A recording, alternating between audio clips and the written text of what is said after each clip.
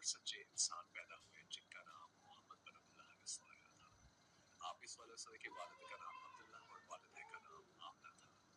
جب آپ پیدا ہوئے تو آپ کے والد کا انتقال ہو چکا تھا اور آپ کی والدہ نے بڑی محبت سے آپ کی پرورش کی۔ جب آپ چھوٹے تھے تو آپ بہتسچے، ایماندار اور نرمدل انسان تھے۔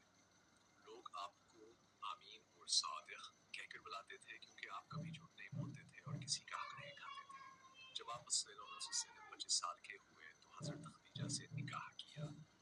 وہ ایک مالدار اور نیک خاتون تھے۔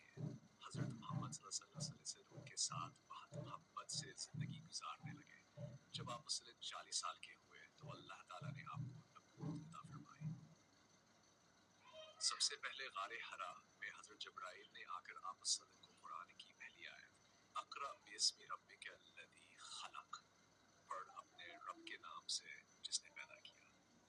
پھر آپ صلی اللہ علیہ وسلم نے لوگوں کو ایک اللہ کی عبادت کی دعوت دینا شروع کی، جھوٹ، ظلم، شرک اور گناہوں سے روکا۔ آپ نے ہر وقت امن، سچائی، محبت، صبر اور انصاف کی بات کی۔ کفار مکہ نے آپ کو بہت تکلیفیں دیں لیکن آپ نے کبھی دل نہیں لیا بلکہ ہمیشہ گزر فرمایا۔ پھر آپ مدینہ ہجرت کر گئے، وہاں کے لوگوں نے آپ سے کا بہت استقبال کیا۔ مدینہ میں آپ صلی اللہ علیہ وسلم نے اسلامی ریاست قائم کی جہاں سب کے ساتھ انصاف ہوتا تھا۔ آپ صلی اللہ علیہ وسلم نے ہمیں قرآن دیا، سنت سکھائی اور بتایا کہ سچ بولنا، ماں باپ کی خدمت کرنا، غریبوں کی مدد کرنا اور کسی کو تکلیف نہ دینا سب سے بڑی نیکی ہے۔